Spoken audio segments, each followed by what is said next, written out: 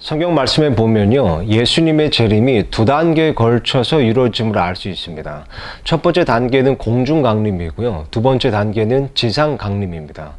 데살로니가전서 4장 말씀 보면요, 이렇게 쓰여 있습니다. 주께서 호령과 천사장의 음성과 하나님의 나팔 소리와 함께 친히 하늘로부터 내려오실 것이라고 쓰여 있는데요. 다음 구절에 보면 그때 우리가 구름들 속으로 채어 올라가 공중에서 주를 만날 것이라고 쓰여 있습니다. 그러니까 예수님께서 하늘로부터 내려오기는 내려오시는데 공중에 내려오시는 겁니다. 그래서 구원받은 자들을 데리고 올라가시는 거죠. 이것을 소위 예수님의 공중 강림이라고 합니다.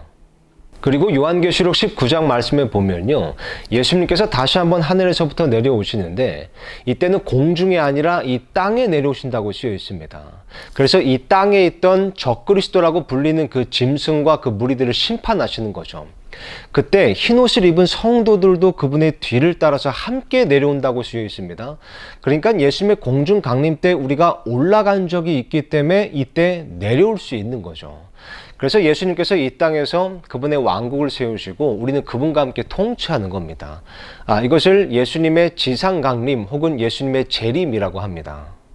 근데 이러한 예수님의 재림 프로그램이요, 흥미롭게도 고대 유대인들의 결혼 풍습과 굉장히 절묘하게 일치합니다. 예수님의 재림과 결혼 풍습과 무슨 관련이 있느냐라고 물으실 수도 있는데요. 요한계시록 21장에 보면 교회 성도들에 대해서 이렇게 묘사합니다. 내가 신부 곧 어린 양의 아내를 내게 보여주리라. 그러니까 구원받은 그리스도인은 예수님의 신부인 겁니다. 그래서 예수님께서 제자들에게 이렇게 말씀한 적이 있으시죠. 요한복음 14장에 보면요, 내 아버지 집에 거할 곳이 많도다. 그렇지 않으면 내가 너희에게 말해 주었으리라. 내가 너희를 위해 처소를 예비하러 가노니 가서 너희를 위해 처소를 예비하면 내가 다시 와서 너희를 내게로 받아들여 내가 있는 곳에 거기에 너희도 있게 하리라. 여러분, 유대인들은요, 이때 당시 예수님께서 이 말씀을 하셨을 때 이게 무슨 의미인지 정확하게 알아들었습니다. 왜냐하면 이 말씀은 유대인들의 결혼 풍습과 관련이 있기 때문입니다. 고대 유대인들의 결혼은 몇 가지 단계가 있습니다. 첫 번째 단계는요, 정혼 단계입니다.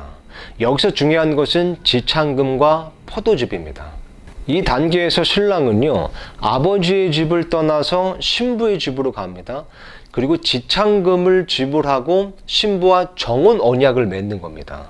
근데 이 정혼은요, 요즘 같은 약혼 같은 것이 아니라 실제로 법적인 효력이 있어서 이 정혼이 깨지면 파혼이 아니라 이혼이 됩니다.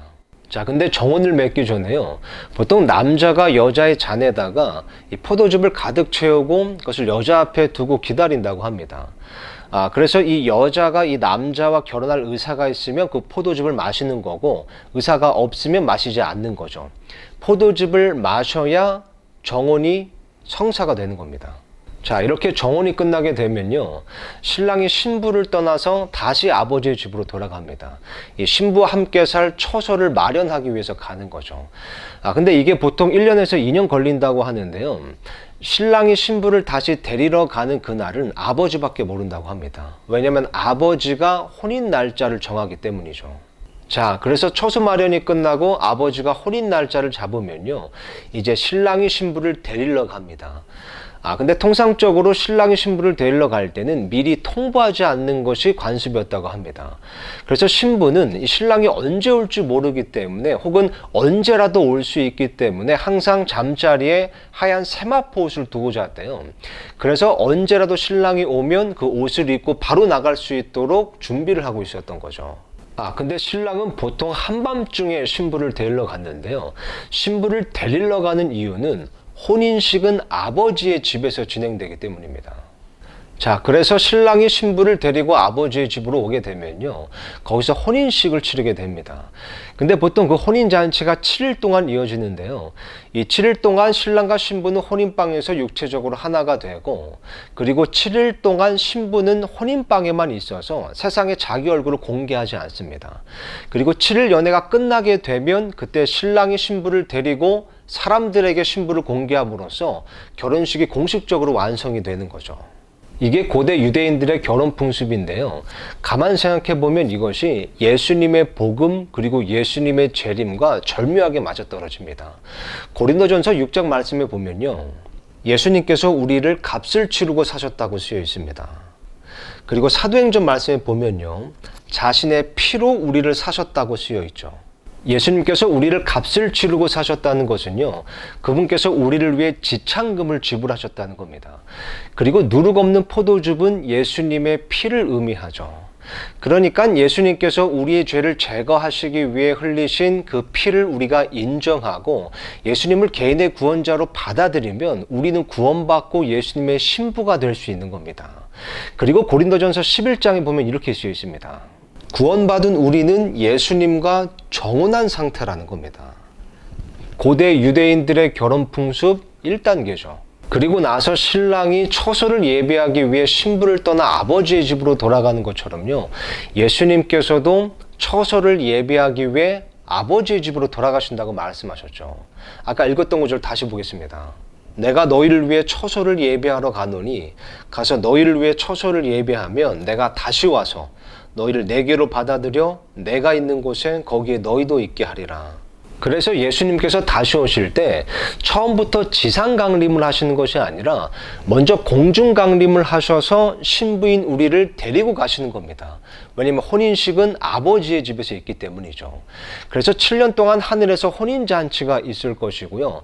그러는 동안 이 땅에서는 7년 환란기가 있을 겁니다. 그리고 난 다음에 하늘에서 혼인잔치가 끝나고 나면요. 혹은 이 땅에서 7년 환란기가 끝나면 예수님께서 지상 강림을 하시는 겁니다. 그때 신부인 우리도 함께 내려오게 되는 거죠. 마치 신랑이 신부를 온 세상에 공개하는 것처럼요. 이처럼 고대 유대인들의 결혼 풍습을 보면요. 예수님의 재림 프로그램과 절묘하게 일치하는 겁니다. 예수님께서 신부인 우리를 데리러 공중에 강림하시고요. 그러면 우리는 채어 올라가서 공중에서 예수님을 만나게 될 겁니다. 그러면 하늘에서 그리스도의 심판석이 먼저 있게 되고 또 중요한 어린 양의 혼인식, 어린 양의 혼인잔치가 있게 되는 거죠.